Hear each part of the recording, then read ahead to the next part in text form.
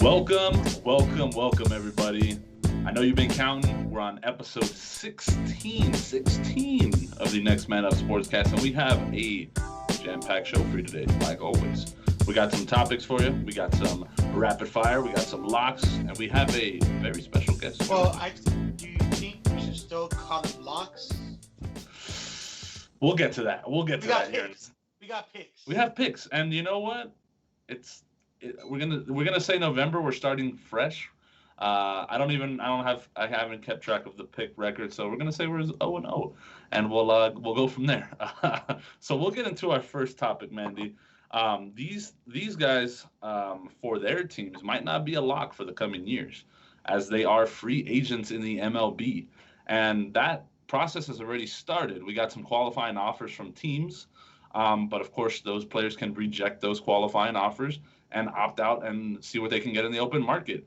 So I'm going to give you some of the biggest names in the free agency field, and you're going to tell me where their best fit would be, okay? So the probable Cy Young winner, believe it or not, could potentially be a free agent this year. Trevor Bauer. He's a flamethrower. He's got a lot of attitude, young guy. Where do you see the Reds pitcher going this year? Or where do you think is his best fit, I should say? Best fit is simple. I think that the team that needs the most help at pitching, a team that has great hitters, a team that's wasting away one of the best players in the major leagues. Oh, God. The Angels. Oh. I think Trevor Bauer would do. Yeah, the Angels. Okay. They already have a great offense. Rendon, Mike Trout, a good young core of outfielders, right? The Angels are a good team. They finished the season with one of the best records. Right? They were left for dead, and they were like 2 games out of the final playoff spot. Yeah. The problem is they had zero pitching. It's true. Zero. You throw Trevor Bauer in there. Remember, the Angels, they're still, they're not a small market team. They're a big market team. They got money. They're stricken out with some of their deals, and they're still paying Pujols and all this stuff. But I think the Angels need to go big at Trevor Bauer, and that could just change the entire franchise. You throw Trevor Bauer, again, with Mike Trout, Ohtani, and Rendon, the Angels are a power next year if that happens. Okay.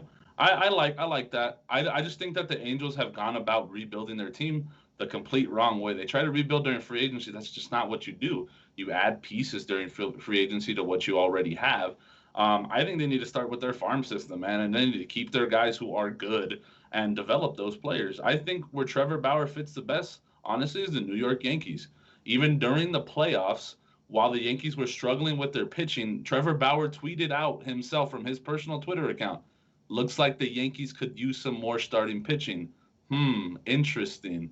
And then he's a free agent this coming year. I think if they added a pitcher like Trevor Bauer to that rotation, all it would do is help that team. Obviously, they got a stacked lineup, but we saw their shortcomings, with their starting pitching last season. And I think Trevor Bauer actually helps that team, obviously, and then helps the bullpen because they're throwing less innings.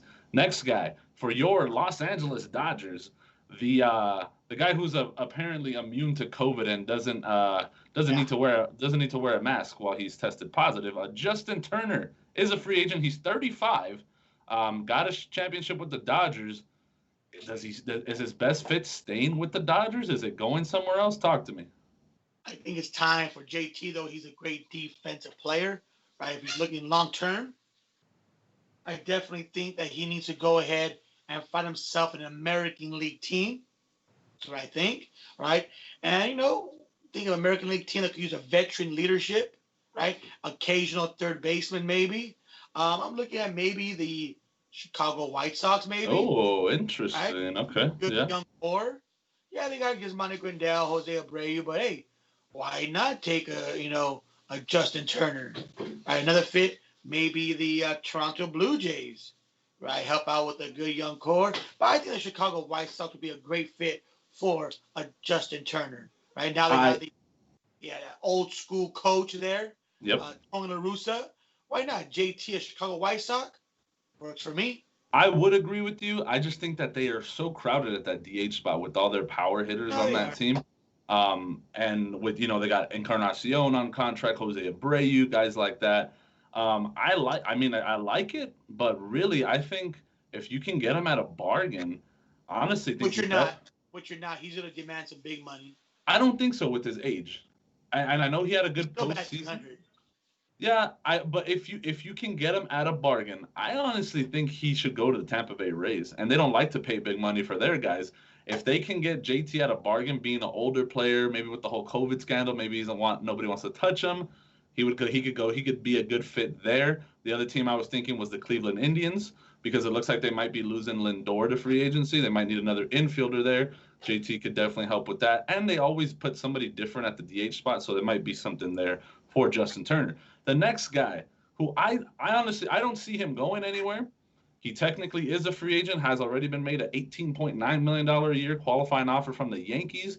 But man, I think any team in the MLB would be lucky to have this guy, would want this guy. DJ LeMahieu, the machine. Yeah, I Where mean, simple answer is the Yankees themselves. right. He's a Yankee. Look, 9 times out of 10, he's going back to New York next year. So to be honest, I don't know why he's on the list. And maybe that's your way of bringing on the Yankees again after the Dodgers won the World Series. Okay. Oh, Yankee fan. Let me give you this one then. Here's a really interesting one. JT Realmuto. He's a catcher for the Phillies. He's great. Do you think he stays with the Philadelphia Phillies to help them with that rebuild? He is 30, or does he go somewhere else that needs a catcher? You really think the Phillies are rebuilding when they have Bryce Harper on the team? Yeah, because they haven't made the playoffs both years with Bryce Harper. Doesn't mean they're rebuilding. It just means that they suck. I mean, yeah. I'd say they're rebuilding because they got young guys like Alex Boom, who might win the the rookie of the year, things like that. The highest paid player one of the highest paid player in the major leagues. You're not rebuilding. You just made bad choices. Sorry. So JT Realmuto, you guys stick with your bad choice, and he's the state of Philly. Simple. Okay. All right. I'll see that pick. I don't mind it. I think he definitely needs to go somewhere that needs a defensive upgrade at catcher. So you might see him go somewhere like the White Sox is a good choice for them. They don't really have a great defensive catcher, or even the Houston Astros. They could definitely use a catcher there. And he's great. He can still play some good defense, still hits the ball really well. So moving on to our second topic, Mandy. Earlier, I would say episode 7, 8, we did some super early predictions on MVP and Rookie of the Year in the MLB. But right now, in the NFL, we're at like a quarter of the way. No, halfway, I would say. Right now at the halfway point, who is your Rookie of the Year and who is your MVP? Well, I'll talk about the MVP first. Right? Okay. I think it's definitely going to be a quarterback this year. I mean, obviously, usually he has a quarterback, right? It's been a quarterback for a while. It's a two-horse race, you could say. And that's Russell Wilson, right? Yep. Who's never even got a vote. And, the machine, Patrick Mahomes. Those are the two guys I think are front runners, hands down, not even close, for the MVP. Okay, it's Russell Wilson and Patrick Mahomes. And depending on if the season were to end, this past week, I would have to give it to Russell Wilson. Playing the hardest division in the NFL, the bounce back win against the Niners. He has DK Metcalf to help him out. But I think Russell Wilson. He's been awesome, by the way. Yeah, he's been awesome. Yeah. DK Metcalf is awesome. But I think Russell Wilson is putting that Seahawks team in a position to win every single game. They're in every single game. They're favorites in almost every single game. I think the Seahawks, Russell Wilson, this is his year. If it ended today, my vote, if I had a vote, so whatever. Russell Wilson, not even close. Okay. I think you're right. I think it's definitely there's one more guy I would throw into that conversation. And maybe it's kind of a dark horse, but not really. His stats are great this year. I almost say Tom Brady. Tom Brady. How can you not throw him in that race? I mean, I know things are a little bit different in Tampa Bay, but he's got them in first place. He's got them in first place. He's 6-2. He's got 20 touchdowns, 4 picks. He's got good stats. He's got really good stats, and they're winning. And the Patriots are losing. He's real. That has nothing to do with the MVP race. But okay. It speaks to his value, does it not? In the past, but not this year. Speaks to his value. Speaks to his legacy, not this year's MVP race. Right. Well, as I was saying, I think he's another candidate there. When Tom Brady has a good year, writers are always going to, show him some love. So, Because you know why? White is right. That's why. Rookie of the Year conversation. Who do you like this year so far, and why? To be honest, it's kind of a hard one for me because I don't really know any too many rookies. But if I'm mistaken, isn't that guy from Minnesota a rookie? The receiver? Yeah, Justin Jefferson. Him. Give it to him. He's on I got him on 2 of my fantasy football teams, and damn, he has a bunch of points. I just can't. I think I picked him up late. Came out of nowhere. What college? LSU. LSU. Yeah. Oh, I'm good. Oh, not bad. Yeah, not bad. Yeah, I would definitely give it to Justin Jefferson. Maybe his second place, that receiver from the Redskins, McLaurin. He's not a rookie. Not a rookie, so cross him out. Justin Jefferson, baby. He's my guy. Minnesota Vikings receiver. He's third on my list. So I think in front of him you got Herbert, Justin Herbert from the Chargers. Yeah, and then you're talking about right now at this point. Yeah. Justin Herbert missed the first 2 games of the season. Okay, but Justin Jefferson basically missed the first 2 games because he had like 3 catches. So, but and then after him, I got Joe Burrow. Joe Burrow's been good.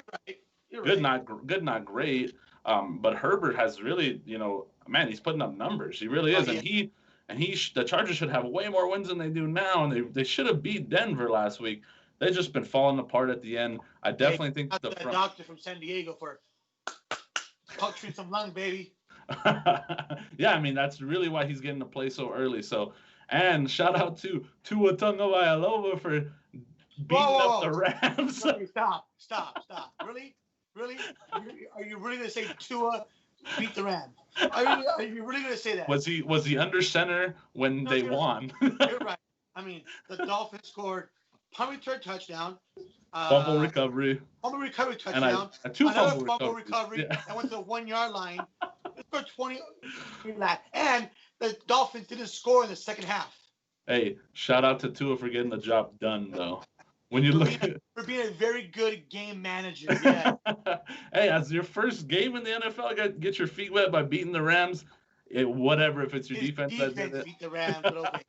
Hey, still got a dub. So I think I think it's going to be Herbert at the end. It could be Burrow makes a late push, but we'll see. And make a late push too. I like Justin Jefferson, but maybe not for Offensive Rookie of the Year just because it's a quarterback award. But we'll see. And then, so the next part of the show, we're going to run into the fantasy minute or 2. I'm going to give you a couple of guys. I'm going to give you 2 guys here that I really like this year as deep, like late additions to your fantasy team to help win you some leagues. Wayne Gallman is, if he's there, I mean, I know he might not be available, but he could be because Devontae Freeman got injured. He's now the starting running back with the Giants. When Wayne Gallman is the primary runner on the Giants team, he has an average of 12.7 fantasy points per game. He followed that up with the performance tonight on Monday Night Football with 13 fantasy points. So Wayne Gallman is a volume guy. He's not going to be the guy that's going to, maybe he's not going to be the guy that gets you 25, 30 points a game, but he's a really consistent 12 to 15 point guy. Always room for that on your flex spot if you're in a deep league. Denzel Mims, probably a guy you don't know yet. I think you'll get to know. Yeah, he's the one who got kicked out of the game last time. No, that's a whim. That's a different. It's a Wims. This is Mims. Wims is the guy from Chicago. Mims actually is a receiver for the New York Jets. He appears to have a pretty good connection with Sam Darnold, and it's kind of hard for anybody to have a connection with Sam Darnold. But with Jamison Crowder having some injury problems there, I think Denzel Mims is a guy that can come on late. With him and Braxton Berrios, it might vary per week, but I like Mims as a deep league stash. Maybe he's on a bye week, you got some injuries, you might want to throw Mims in there in a good matchup. Then I'm going to give you 2 guys I really like to target in a trade. Marvin Jones is the receiver from Detroit Lions. Yep. And if you can buy him low, I would. But if I'm a Marvin Jones owner, I don't want to sell him low because Marvin Jones will be seeing some more targets. I believe he scored twice last week because Kenny Golladay is hurt again. I'm a Kenny Golladay owner, and it sucks. So he's hurt again.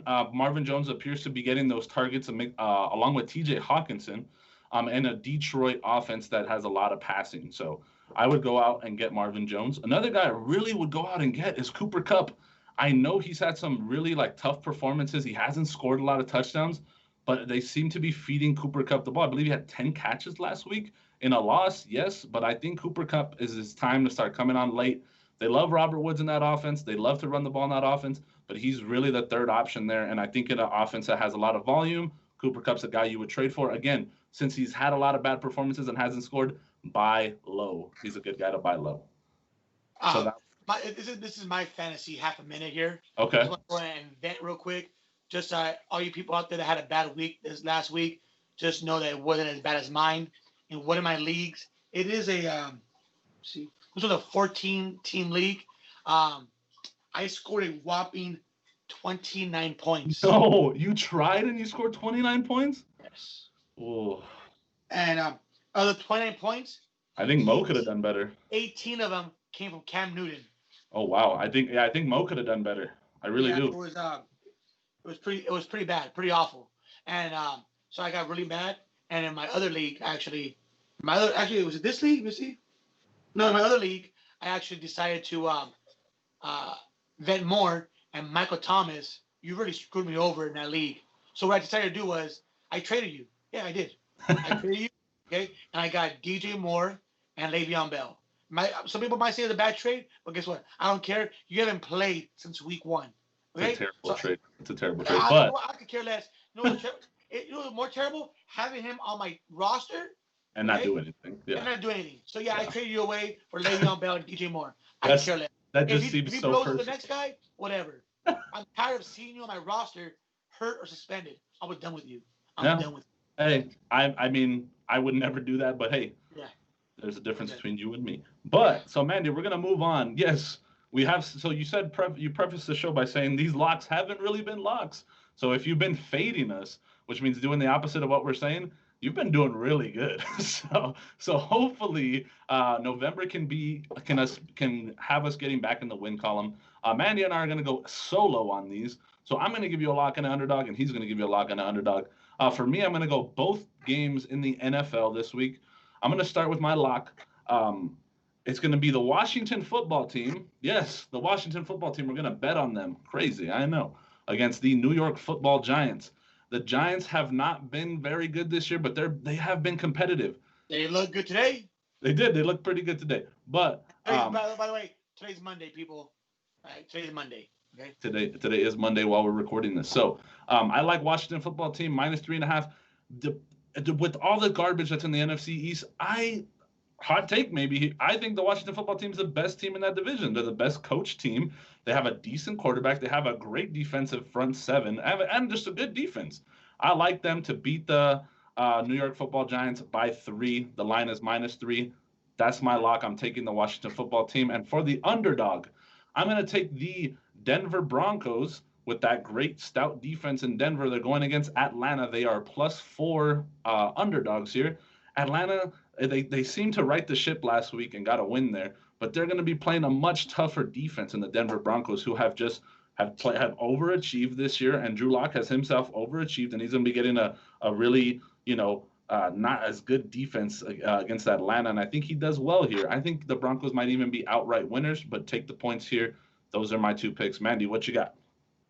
Yeah, I don't like that Atlanta pick. I think Atlanta has fixed the ship, and they're going to do very well to end the season. But again, who knows? Don't trust me, whatever. I'm going college football. I love college football.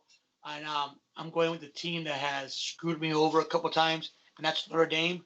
I'm going against you. I think Clemson is going to beat the brakes off of you. If I've ever seen an overrated number 4 team in the country, that's you, Notre Dame. You're bad. Okay? And Clemson with DJ Uiagalelei, whatever his name is. Hey, that's one of Coach Frog's boys, DJ Uiagalelei. I think DJ is going to mop up Notre Dame. He had a great game against Boston College. Yeah, that game was close, but that was not his fault at all. No, there's some bad turnovers that got away from him. He started 9 for 11, a touchdown pass. The running back fumbled the 2-yard line and ran back for a touchdown. He played amazing. Yeah. It was a Clemson defense, was not prepared. And by the way, Boston College, underrated offense. Yeah, they're not slouches. They're not slouches. So I'm taking Notre Dame. I'm taking Clemson -5.5 right now. I think it is. Yep. Clemson, they're going to beat the brakes off of Notre Dame. Notre Dame is very one-dimensional. All they have to do is run the ball. Yeah, that's fine. My underdog pick of the week. This will be this very new team to Division One, but man, they've been look at the record. They've They've been been good. turning some heads, They've and been it's good. Liberty University. Liberty University. They're plus 14.5 against Virginia Tech. Yeah, Virginia Tech's okay. I think the whole ACC is as bad. You don't know what you're gonna get with these ACC teams, right? Outside of Clemson. Right. I think Liberty. I'm not gonna say they're gonna win. No, but I think Liberty takes it. You know, makes it close. Yeah, Makes it I can close. see that. And I think if Liberty could score a touchdown a quarter, or maybe a touchdown once and a field goal here and there, they could, be in that 14.5 point spread. So I'll take Liberty plus 14.5 underdog. Clemson minus 5.5 against Notre Dame. I want to give a quick shout out to Coastal Carolina, Hey, the number 20 ranked team in the nation that is real still quick, undefeated. remind me, who was my very first underdog pick of the week? I believe it was Coastal Carolina. That was And what did I say? yeah. And what did I say about them? A lot of Listen, returners. very A good lot of team, a lot of returners. Yeah. returners, great quarterback, right? So Hey, the Chanticleers, or however you say their yeah. name, they've been great, man. I just wanted to give a shout out to them. Hey, who knows? Maybe if we get an 18 playoffs, they might be ranked 8th by the time we get there. I think they have a very winnable schedule at the end of the year. And BYU. Be scared Yeah, of BYU. I like BYU a lot. I Yeah. like their quarterback a lot. They're a good team. They're a really good team. But those were our locks and our underdogs. And now we're moving on to the most exciting part of the show, I think, today. We have a very, very special guest joining us, someone that Mandy and I do know from our past. And, we're just so proud to have him on, someone who's been in Northeast Los Angeles for a very long time, has performed there, Ice House, Pasadena, La Brea, things like that. Worldwide. Worldwide, all around. I mean, he's well known all around Los Angeles, but yes, like Mandy said, known worldwide. Been on Netflix specials with Gabriel Iglesias. Fluffy has gone on tour with him and opened for him. So we're super, super happy to bring on. Verified on IG. Yeah, verified on IG. We're just excited to bring on our guy Alfred Robles.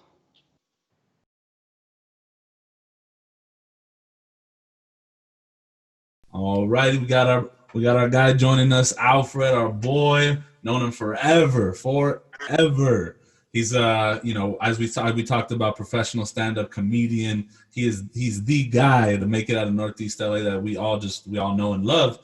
So tell me about your journey, man. Tell me how you got into this industry. Tell me about how it started, about everything. Dude, first of all, dude, thank you guys for having me, bro. Fucking Mandy, yourself, and Maudi right here, dog. Fucking, I've known your family since fucking for a long ass time, bro. Yep. And I remember the last time I saw you, you were in diapers, fool. No, probably a little bit older than that shit. Then after I heard you were playing university, you were playing football, like, yep. God damn, dog. Mandy over flies. Here, Mandy, coach of the year and shit, dog. Losing weight, bro. Bro, Mandy's it. Dude, there should be 2 fucking statues in Glassell Park. Fucking Fred and Mandy, bro. That's it. That is it, bro. Those are only 2 statues I want to see in GP, dog. And Fred's ass better be a fucking scratch and sniff, dog. Or else we don't want that shit. Take that shit back, bro. Oh, class. Exactly. So you grew up in Northeast, you get these jokes. You know exactly what my guy's talking about here, and that's what he does. He tells jokes. So tell me about that. Bro, I've been doing stand-up since 2002 now, fool. 2002. I linked up with Gabriel Iglesias in 2006, and I've been his opening act since 2006, dude. I've been cross country. I've been to all 50 states already, dude. Oh. I've been on Comedy Central. I'm making my debut on Netflix soon on his show, wow. Mr. Iglesias, bro. I've been busy, bro. I'm one of the first Mexican comics to do Staples Center, to do Madison Square Garden, to do fucking Sydney Opera House, bro. What more do you motherfuckers want, bro? Putting GP on the map, dog. Exactly. Hey, exactly. So I was reading a little bit about your backstory. I saw some stuff. I was watching a bunch of your clips and all that stuff, man. I read something though that said that you got kicked out of the police academy. Is that true? Is that true? That's true, bro. I was going to the Rio Honda Police Academy, and I got DQ'd. I got disqualified because one of my exes put a restraining order on me, bro. And in the state of California, if you get a restraining order, you can't carry a weapon because it's kind of it's like a domestic. Right. So I got DQ'd for that shit, bro.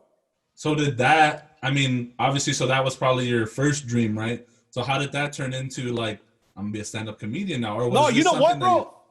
I think being a stand-up or being an actor was my first dream. Okay. But the easiest dream is to become a cop. Because, you know what I mean? It's easy to become a cop, fool. It's harder to become an entertainer. Oh, yeah, absolutely. Absolutely. So that's what happened, bro. I got disqualified, and maybe like 6 months later, I started doing comedy. When did you realize when did you get your big break? When did you realize, damn, I can make this a profession? Like, where was it in your life? Comedy Central. My first appearance at Comedy Central was in 2011. I wrote a joke in high school. And I always remember that joke. And in Comedy Central, we had to write they overlooked our jokes. So we had to turn in our jokes, and they'll tell us, hey, this joke ain't good or whatever. So in my head, I'm like, I'm going to turn that joke in I wrote in high school. And if it's fucking good enough for Comedy Central, bro, I've been writing good jokes since a kid, fool. So I wrote this stupid ass joke. I wrote, and I always remember this joke. I said, I want a girl that reminds me of my report card. Her face has to be an A. She has to have double D's because tonight I want an F. Everybody used to say that fucking shit when I was in high school, fool. And it's a stupid, cheesy joke, but it's my joke. And when I turned it into Comedy Central, they liked it. And I said, you know what? Fuck it, bro. I'm good. Yeah, I remember I was watching something and you told that joke, and it was like, it seemed like something that you had in your back pocket for a while or whatever. But so when did you know it was like it was a turning point for you? So like once you got that joke in the Comedy Central and stuff like that, when did you think like, man, I could do this forever. I could make a career out of this. I'm that good. What was that moment? Dude, when I moved out of my mom's pad, dog, I started getting paid. I was living in right there on Division Street. Yeah. I had a rollaway, fool. I bought a rollaway. It was a 1-bedroom. It was me and my mom. My mom had the bedroom, and I had the rollaway. And fucking after that, I'm all like, dude, I could rent something now, fool. I could move out of my fucking place, dog. Yeah. And after that, fucking, I've been golden since then. Fucking Gabriel's helped me out as much as he can, and fucking, dude, I've been blessed because of him, dude. Yeah. So how did you make that connection? I mean, did he just see you like performing somewhere else and kind of recruited you, or how did that work out? What's crazy is I used to do a bar show in the city of Montebello called back in the days it was called Tortillas. Mm-hmm. Dude, Gabriel came out of there, Felipe Esparza, Willie Barcena, nothing but top Latino comics. And Gabriel saw me, and he was all like, hey, bro, you're a funny guy. He said, you know what? If I could give you advice, he says, don't cuss. Stay away from, like, local references, and it's going to help you out. And in my head, I'm all like, dude, that's all I got, bro. And he said, think the big picture, bro. Think about the bigger picture. Just don't think Montebello and L.A., dude. And that fucking motivated me to write fucking jokes, like real jokes for everybody, not just for my peeps. That's awesome, man. That's awesome. Tell me about give me a little story here. So have you ever walked into a place, a gig or whatever, and just nobody was biting at your jokes, man? It was just dead silence. How did you ever have a tough crowd like that? I'll tell you this. I did a show for the motorcycle gang, the Mongos, bro. Oh, snap. Oh, wow. Bro. And the reason why I did that show is we used to do a bar, the same bar in Montebello. There were security guards there. And one of them comes up and he says, hey, man, we'll give you fucking, I think it was $300 or $500 just to do 10 minutes. Or 20 minutes, I'm sorry, to do 20 minutes. It's going to be at our clubhouse and fucking this and this and that. In my head, I'm all like, fuck it, bro. That's a lot of money. Right. I wasn't thinking fucking like, oh, this gang don't get along with this fools. I'm thinking fucking money. I'm sleeping in my fucking mom's fucking 20 minutes of work, couch, yeah. You know? So I said, fuck it, I'll do it, bro. So I went in and they were dancing, fool. They were dancing, and it wasn't even set up for comedy. I remember the DJ stops them from dancing, and he goes, okay, guys, you guys ready for comedy? We have this comedian, Alfred Robles. I'm all like, that's it, bro? You can't fucking stop the fucking toes from dancing, dog. And I You were was up such a there, fail. bombing, bro. But I kept going. I'm all like, dude, I gotta do my time. These motherfuckers are gonna kill me or something if I don't do my fucking time. And they paid me already. So the money was already in my pocket, fool. I'm over there fucking bombing, fucking sweaty like a motherfucker. But I kept going, dog. You know. I'm like, what, you guys want me to sing for you guys? I didn't even know what the fuck I did, bro. That was one of my crazy stories, my bombing stories, bro. I bombed, but you have to bomb. Right. You have every comedian has bombed. How you learn, right? Now switching gears and now getting to like what we make our money off, you could say, is sports. How did you feel when the Dodgers finally won the World Series? Bro, I was happy as fuck. I cried. I was at game Wait, 7. you cried, but were you drunk though? No, I was sober as fuck. I was sober as fuck. I cried because I remember I went to every game at Dodger Stadium in 2017 and in 2018, bro. Wow. Real fan, bro. I cried. I remember staying there and watching the fucking Astros celebrate. I saw when they got the fucking trophy. I mean, I wanted the traffic to die. So I stood there, but I fucking stood there, fool. I stood there and I watched everything, bro. And just watching them fucking winning it all, dude, it was just fucking tears in my eye, bro. I'm baseball first, basketball, and then football, dude. So it was fucking, dude. I felt like I won, dog. I won my ring. You know what I mean? Yeah. And first of all, I'm gonna call Mandy out, fool. I'm gonna call Mandy out for talking shit to Turner, fool. Saying he shouldn't have celebrated. Oh, fuck, he should celebrate, fool. He's with his team, dog. He had COVID. Who cares, fool? He had COVID for the first 7 innings as well, fool. True.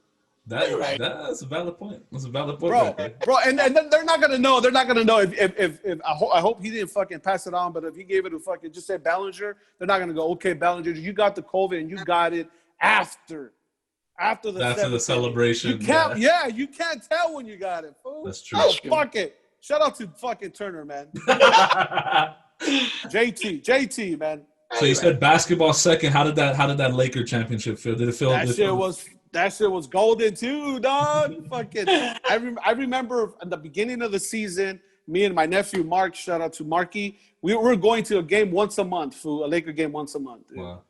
And then that shit shut down, and we just stopped going. But just watching the Lakers, man, the last time they won was in 2010, dude. That's a long time ago, fool. Yeah. Mm-hmm. They got one every decade, so. One every decade, dog. Hey, so what's up? Do you think we could do the city of LA trifecta, the Rams? Hell no. All right, well. I agree with you. Hell no. Go try. And I was at the Super Bowl when they lost to the Patriots, bro.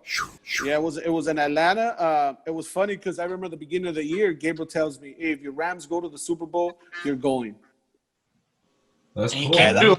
And I was all like, man, they're not going to fucking make it to the Super Bowl, bro. And you know what's crazy is that, man, Gabriel shows nothing but love. He told my other homie who's a Raider fan, hey, bro, he works with us as well. He goes, hey, if the Raiders go to the Super Bowl, you're going to the Super Bowl. Yeah, that'll never happen. Yeah, relax. It'll happen. Relax.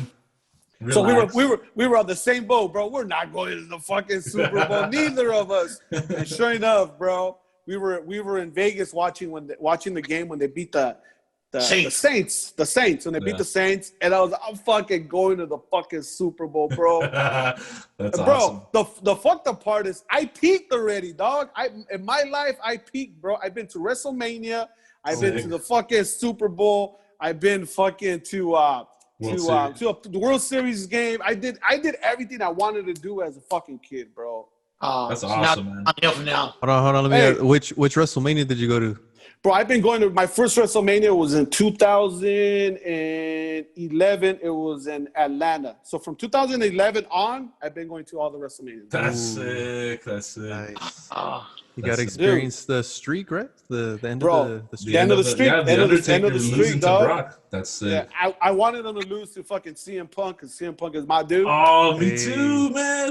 You know what I mean? That's awesome. I kind of felt kind of bad that he lost it to Brock. He's a fucking part-time wrestler, dog. Yeah. You can't give him that fucking credit, bro. But that's another fucking topic, bro.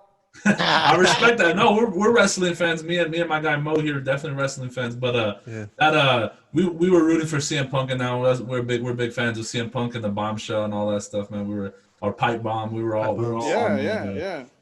Hey, so now for our listeners, where can they get your stuff? You know, your podcast or what's what are you working on right now?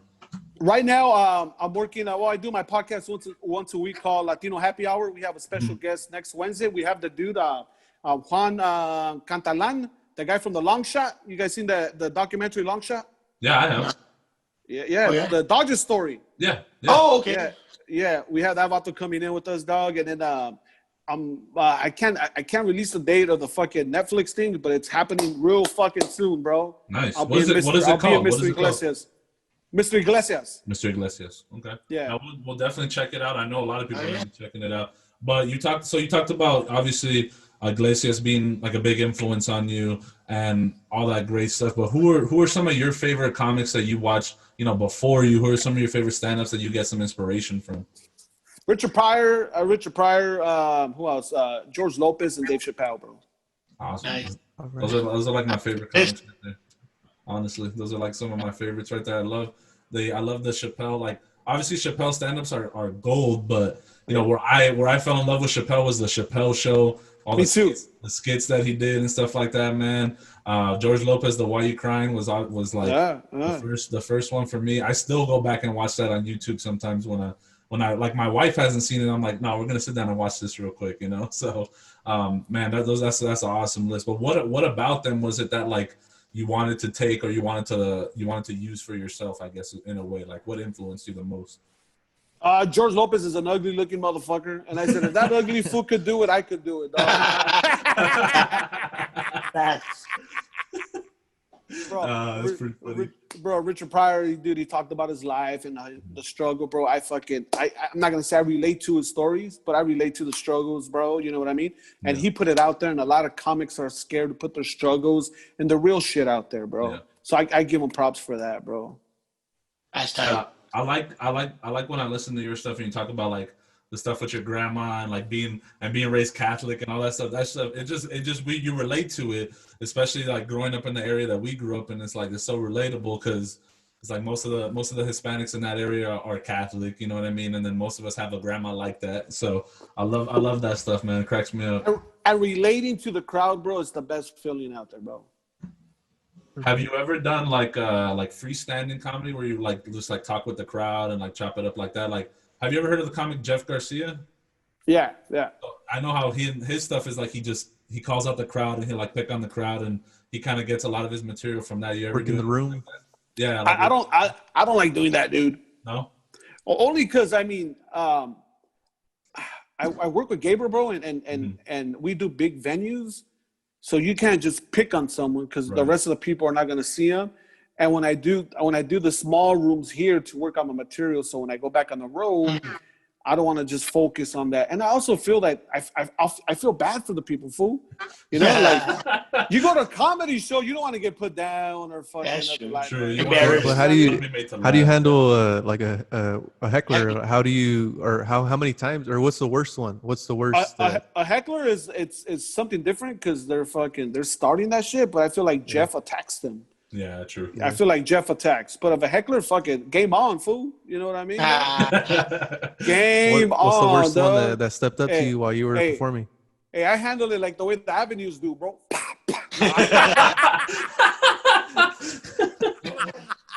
Hey, fucking Division Street, homie. What the fuck? Come on, Molly. What's up, 2-4? What the fuck? You're like, hold on, the show's almost over. Give me 5 minutes. Give me 5 minutes. We'll be outside right now. What have you been doing right now since because COVID, you can't really do like big shows and stuff like that. So what kind of stuff have you been able to do in the meantime? Man, just trying to get my chick back and writing jokes, bro. Yo, just keep it real, motherfuckers. For sure. What what are you doing right now? Like to pass the time though? I mean, besides like work and all that stuff, what are you doing to kill time during COVID? Just writing some new jokes, trying to write a script, bro. And I'm Okay. just trying to stay busy, fool. Just trying to stay busy, man, and just trying to stay active. Because I feel like a lot of people get lazy at this time because there's nothing to do. You know what I mean? So this is where you have to come out swinging. I feel like you can't come back with the same jokes. You know what I mean? Yeah, it's Yeah, true. you have to come, and even though the people are not gonna know, you just can't come back like that, bro. You can't come back lazy, dude. For sure. So you're just perfecting your craft right now, then.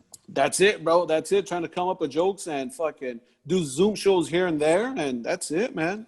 Yeah, so I wanted to ask you, like, so you guys are doing shows, like stand-up shows, and then also like the Ice House and like places like Flappers. Like, do you know if they're doing shows or they're doing shows like social distancing? No, all the clubs are closed. The only shows you could do are like backyard shows, and then like some restaurants are doing shows like outside. And then just Zoom shows, bro. I've been doing a couple of Zoom shows here and there. I mean, it's not the same, but that's the best we have right now. Yeah. Yeah. You know what I mean? I miss being on the road. I was on the road 46 weeks out of the year since 2006, fool. Wow. This is the longest I've been home. You're like a wrestler then too. That's it, bro. That's it. You know what's funny, bro? A lot of wrestlers are comics now, fool. Oh, really? True. Yeah, Jake the Jake Snake's the a comic. Mankind's a comic. Also, fucking who Dolph else? Ziggler. Dolph Ziggler's a comic. Rest in peace, Roddy Piper was a comic. Oh, I didn't know all that. Yeah, bro. It's It's kind of the not same good. lifestyle, fool. Yeah, I was gonna say that's what it sounds like. Yeah. Free flowing. Hey, but Mandy always had that old vibe, fool. Even when he was young, Right? dog. There you go. True. You ain't lying. True. He was Mandy's like, been tucking, true. Mandy's What- been tucking his shirt in since he was 11. Fool. you know, Mandy's been coaching like 11-year-olds since he was 14, and everybody thinking he was 20-something years old. Exactly. I think he was coaching when I was at the park, fool. I coached and that was back in the. You coached my nephews too, no fool? Stevie. I coached Steven. Yeah. I coached Steven. Yeah, it's crazy. Órale, dude. Peace out. Thank you guys, dog. Appreciate, man. Appreciate you. Love Thank you, you. man. Órale, See you guys. rato.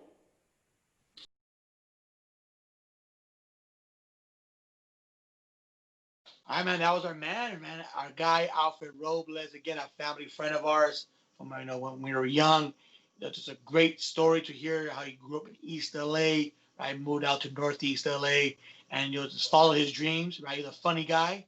Right, when we first met him, just always made us laugh. And I was so glad to just hear the way that he was able to convert his comedic side and make a profession out of it. Like changed his entire life. Became, not say world famous, but became famous, worldwide, and did shows around the world. And it's great to see someone make it like that. And as you can, hear from the interviews, he's hilarious. Yeah, Make sure you and follow still, him. yeah, I was gonna say, you said he was funny. He's still funny. He's pretty funny guy. But so that was our guest, right? And we love having guests on the show. And hopefully we brought a new perspective because a lot of our guests have been very sports heavy. Alfred definitely likes his sports, but he's just a funny guy, Yeah. But so that leads us to our next segment, Mandy, and the segment that gets a lot of attention from the fans. That is Rapid Fire Sports Trivia with Chooch and Mandy. So Mandy, you've kind of had the hot hand here a little bit. Last week we did tie. First week you did win. Kind So- of hot hand. Yeah, you've had the hot hand. You've been pretty good. That's all I like to say. I don't want to give you too much praise here. So I'll let you go first here. I got a list of guys here. Let me count how many guys I got here. 1, 2, 3, 4, 5, 6, 7, 8, 9. I got 10 here. Okay. See if you can give me 5, and if you can give me 6, it'll be a bonus. The most wins as playoff quarterbacks. Most playoff wins all time for quarterbacks. Okay. We're going to go with Brett Favre, Okay? Tom Brady, Okay? Peyton Manning. All right? Let's go with Troy Aikman. Okay? And who I'm not going to say is Dan Marino. Uh, I'm not saying. And let's go with. You know what? I want to go with Drew Brees, but I'm not. Even though he might be on the list, I want to go with someone different that maybe you guys don't maybe think, oh, no way. I want to go with Kurt Warner. Okay. But should I go with Kurt Warner? Nah, I'm not going to go with Kurt Warner. Let's go with Drew Brees. Drew Brees? Yeah. All right, and then for your bonus one, Kurt Warner. One more. Kurt Warner. Okay. So you said Tom Brady, and the GOAT, of course, has 30. He has the most by far. You said Brett Favre. Oh, Brett Favre. He's got 13, so he's up there. You said Peyton Manning. He's got 14. He's up there. You said Troy Aikman. Just cracked the list at 11. He's up there. You said Drew Brees. Not up there. Ooh. Drew Brees is not in the top 10. And you said Kurt Warner not in the top 10. So Kurt Warner is at 9. Drew Brees is at fewer than that. So you almost got it there. You got 4 out of 6. Really 4 out of 5 because one was the bonus. So pretty good. Not bad. Not bad. All right. My question to you is a little different. Okay. There's only four answers. So I'm going to give you another question to make it 5. But this question comes from our cousin. Okay, Jimmy Cruz. Okay. Yeah, he hit me up on Facebook, right? The stupendous. Okay, and he's an avid listener of ours, so shout out to our boy Jimmy. Shout out to Jimmy. He says, and I quote, "I got a bonus question for Chuchi. Name all the teams in the NBA with no S. It has to be quick. With no S. With no S. I'll give you 30 seconds. 30 seconds? No, I'll give you 20 seconds. Ready to go. Okay, Heat. Jazz. 10.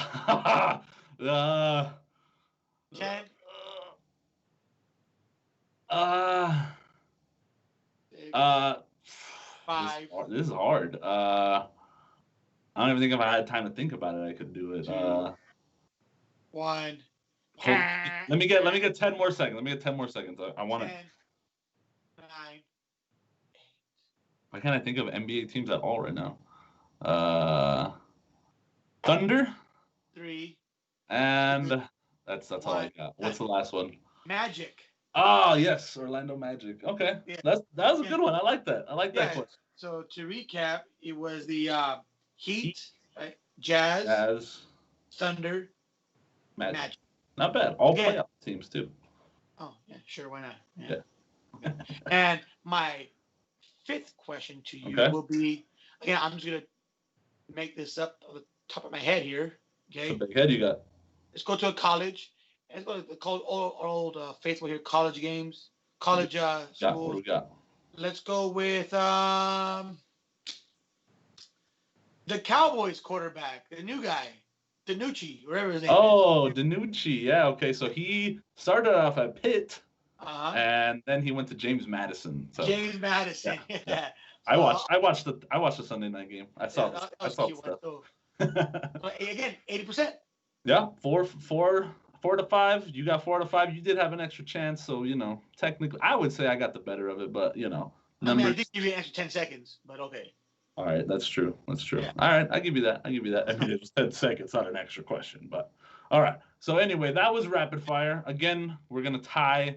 I don't like the tie. I'm gonna say I won, but but the numbers are the numbers. So, Mandy. We gotta.